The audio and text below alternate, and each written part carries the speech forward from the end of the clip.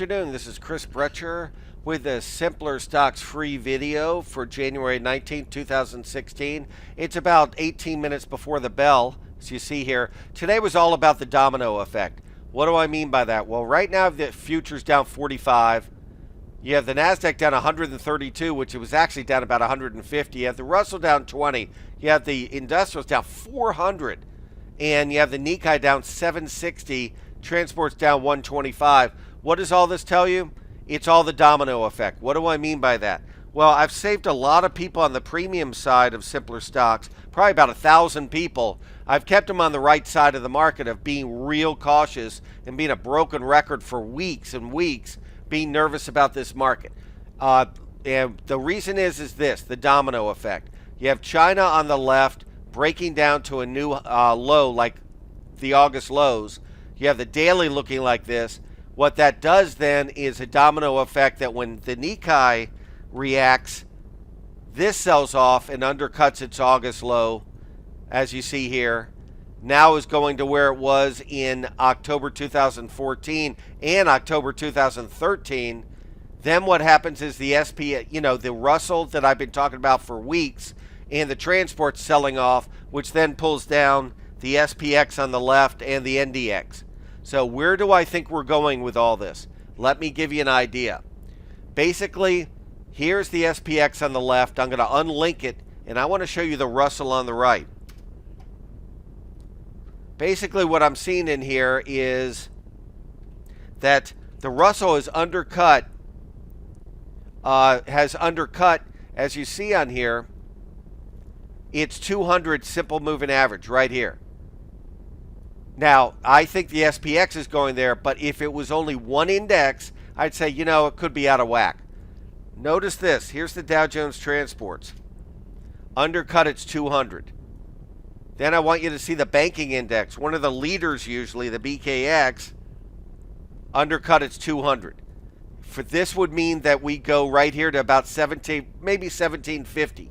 Why is that significant?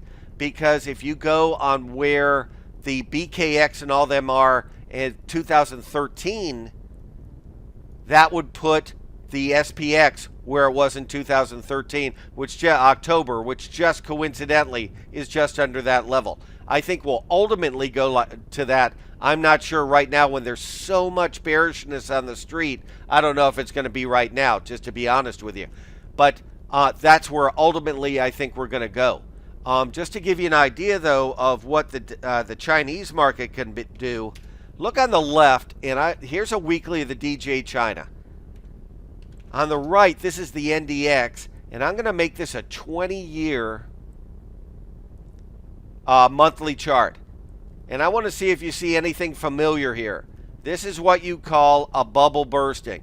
Here's China, here's the NDX. What do you usually get? A little rally in here, like a little twerk in this area right here.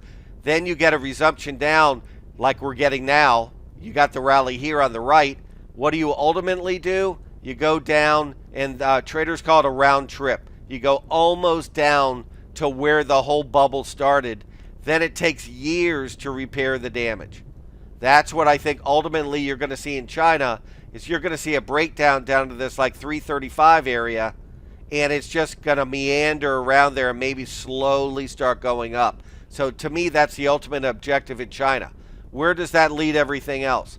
Well, as you saw the objectives I showed you with the SPX, and I showed you with the on what the transports and the Russell have done, I think the SPX has a little farther to fall, but we might go up first. Now, let me give you for instance, on a weekly and a daily of the SPX, what I'm talking about. This gets really important now. We undercut the August lows. We seem to be stabilizing right in this area. As you see on the left, this looks a little ominous right here. Now, sure, we could reverse, and this is just a consolidation. We go to new highs. I mean, that's possible. I'm not saying whatsoever it's doing that. Usually in this type of thing, you get the crack. And what I mean by a crack is you get a big sell-off in one day, reverse to close above it, and that's it. So it meets every objective you were worried about all in one day. That's the most healthy way.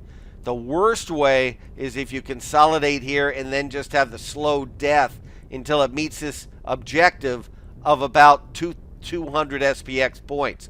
Why do I say 200?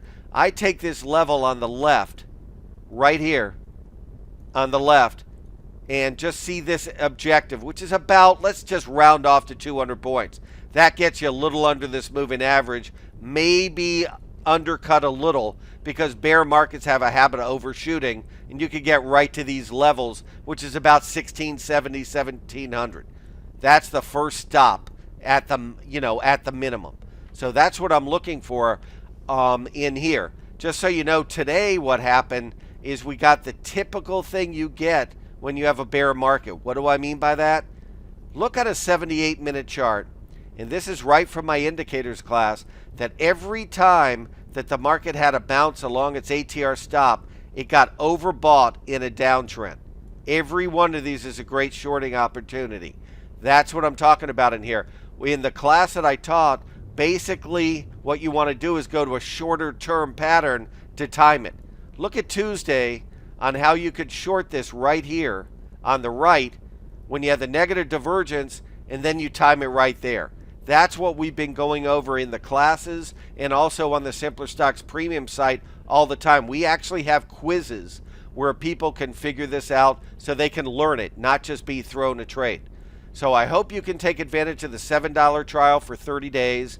We have a chat room now an hour and a half before the opening where I've been talking an hour every morning to go over preparation for the day ahead. We have a forum, and also I've been posting a lot of charts, which a lot of people that are on the premium side can attest have really worked well. So I hope you have a great weekend. On the premium site, we're going to be talking about a couple of unusual option activity plays and also about some 5 and 15-minute charts that might work out to the upside. So I hope you have a great weekend. I will talk to you Tuesday.